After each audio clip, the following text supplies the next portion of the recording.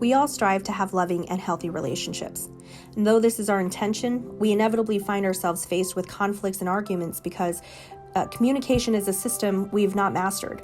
Yet it is a vital component to the health and success of relationships, which is why it's important to ensure we put in the right ingredients. Communication requires continuous effort where everyone meets the situations with pure intentions of understanding the other person to respond meaningfully rather than react and defend. Communication consists of words, tone, intention, body language, inferences, and assumptions, which are made up of our mental filters, our biases, imagination, hopes, and fears. And when communicating, we must try to remain conscious of these elements and respond with proper intentions that will lead to a resolution and not waste our energy on an emotional duel, which understandably is challenging because our emotions are powerful. So, how do we communicate in a way that helps our relationships thrive? By remaining conscious of what we put into the conversation and what we receive from the conversation. Enter the conversation with the intention to solve the problem, not to be right or to win, but to understand the other person and help them understand you. Express yourself with I statements rather than you statements that place blame or pressure on the other individual.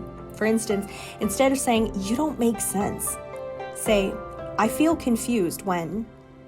I statements are very powerful because it allows the speaker to take accountability for their feelings, which helps allow the other person to have more empathy and understanding instead of being defensive and closed off because they feel attacked by you statements, which aim to blame others for one's emotions. So stay mindful to control your emotions, and when your emotions are too strong, it's okay to take a break, walk away, and come back to the conversation when you cool down.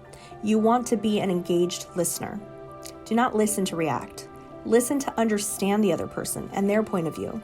Then you'll be able to respond intentionally. But be sure to pay attention to nonverbal signs too. Respecting the other person's capacity to handle the conversation can help accomplish the end goal of reaching a resolution. So pay attention to the other person's body language and emotional control. If they seem to be reactant, disengaged, or fidgety, these are signs that they're overwhelmed and may not be able to process or respond. Resolution cannot happen in this state, so respect them and yourself enough to say, "I know this is stressful. I really want to come to a resolution with you, so let's take a break and come back to this." Remember, a great relationship is not built in a day. You don't have to rush to get the resolution. So if this was helpful to you, hit that like button, comment with your experiences and thoughts, share out to everyone that needs this today, and follow for continued support.